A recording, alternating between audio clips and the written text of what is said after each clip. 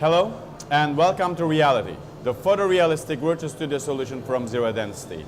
I would like to start with the news that we were the winners for the IBC Innovation Award. So we thank very much for all the partners. This fine example of set design was created by Andy Blondin, a technical artist at Epic Games, and kindly provided for our use by Zach Fields, Senior Vice President of Fox Sports. So we thank them very much for their help and support. Before going into too much technical detail, I would like to talk a few things about important aspects of virtual studio production and also the differences of reality in terms of competition and our technology. So, as you probably already know, Reality is based on a AAA gaming engine called Unreal Engine. But the way we handle the integration with Unreal Engine is way different than the competition and the traditional approach. So as you would agree with me, with conventional approach to Virtual Studio, everything is a layer. The background is a computer-generated image, and there is one layer with the talent, the keyed talent, and there is one more layer for the graphics elements that should be on the front. This is called a layer-based composition, but Reality is totally different because Reality has been developed from scratch as a fork of Unreal to be a node-based video processing engine built on top of Unreal as a renderer.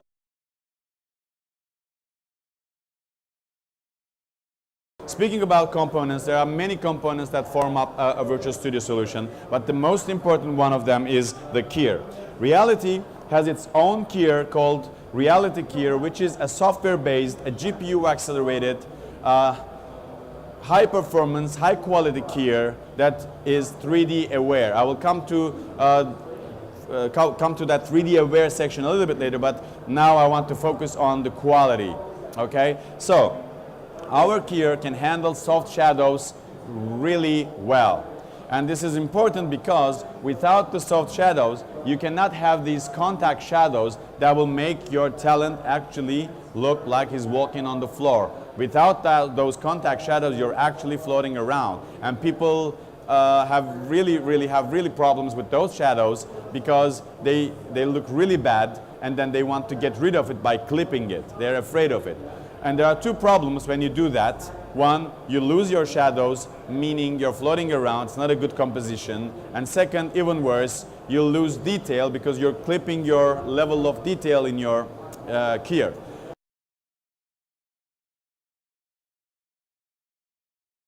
So if Duya can tilt up and zoom in to my head a little bit, and maybe focus Duya a little bit. Okay, so you probably see even a single strand of my hair. This is Reality Keyer in action, and we can be a little bit more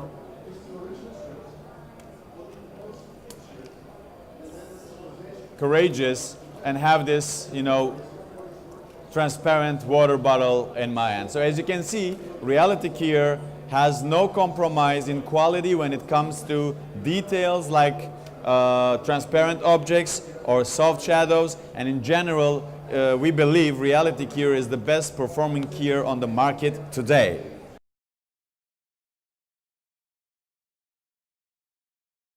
Another killer feature of Reality is depth of field. So my friend using the camera will zoom to me a little bit and then change the focus.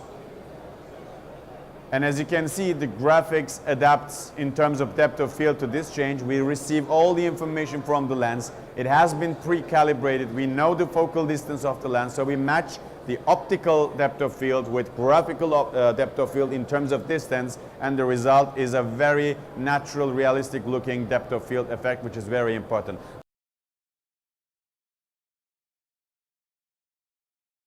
Reality will take advantage of all the post-processing effects that are available in the Unreal pipeline, like the lens flares. We just enabled them, we exaggerated them a little bit for you to see better, but you're in control of the shapes, sizes, and intensity of those lens flares, obviously. But the lens flares themselves are not that important. The important thing here is the composition, because if you look carefully enough, you will see the lens flares are in front of me. This is not possible with a layer-based system. It is not easy to put these lens flares on top of graphics because I'm in front of them, right? So we are internally composited, not a layer-based system, and that's one of the proofs.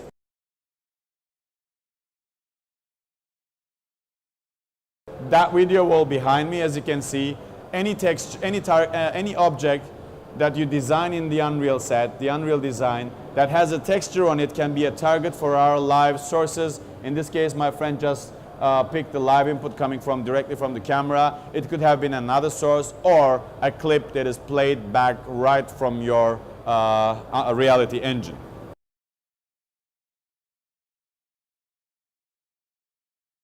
So far, we always displayed a full green screen application, but this year we decided to take it a little bit further so we can show you how you can switch between the virtual world to the real world.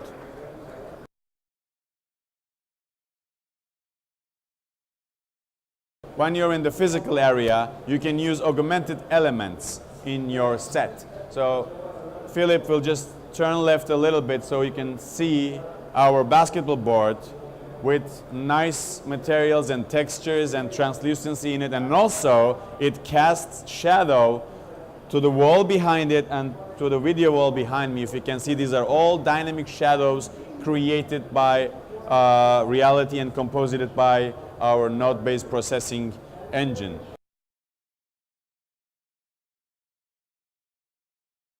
In order to give you a more example of a dynamic shadow, there's another augmented element here, the basketball. So my friend will play the animation for the basketball that we created. Ball up. Yep, thank you. So ball up, ball down. Now you see the dynamic lights, dynamic shadows. These are not texture fakes. These are placed accurately using coordinates of our physical lights, and that's what you should do on your augmented applications. You can replace your physical lights with virtual lights, so the shadow environment will be exactly as it should be.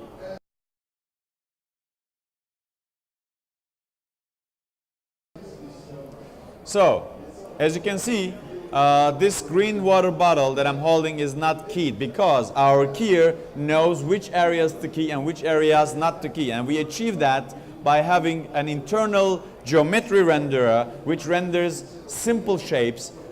We created a simple version of our physical set, nothing special, like just a cyclorama object here, a rectangular object for this part, a planar object for this part, and we create a 3D mask that is inputted into our keyer, and then we indicate those ranges. Hey, don't key this area, key this area. So the result is our object is not keyed here, but will be keyed as soon as it enters into a green area. Again, a 3D mask can be applied to our keyer for you to understand, for you to force the keyer to do several things in several regions. Again, a very unique feature of reality.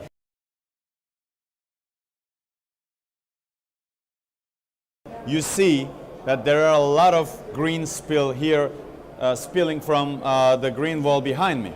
Well, again, with reality, using this 3D masking technique, we have created a simple mask, just a little rectangle around this area, to tell the keyer not key, but take the green out of that area. Okay, you switch and show the people how we take the spill out of the physical areas. Again, a very unique detail that reality keyer has. It's really, really important.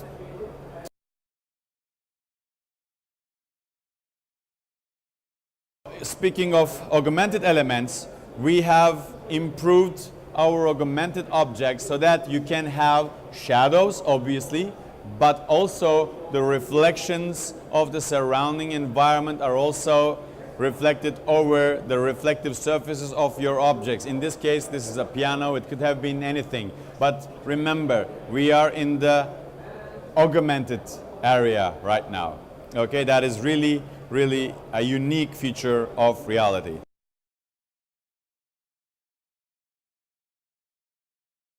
So let's show the ceiling first.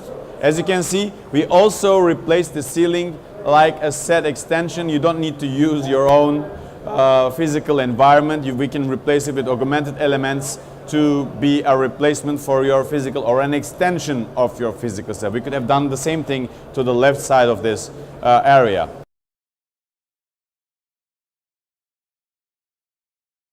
In a nutshell, reality gives you all the tools. It's the ultimate tool for all your virtual production needs.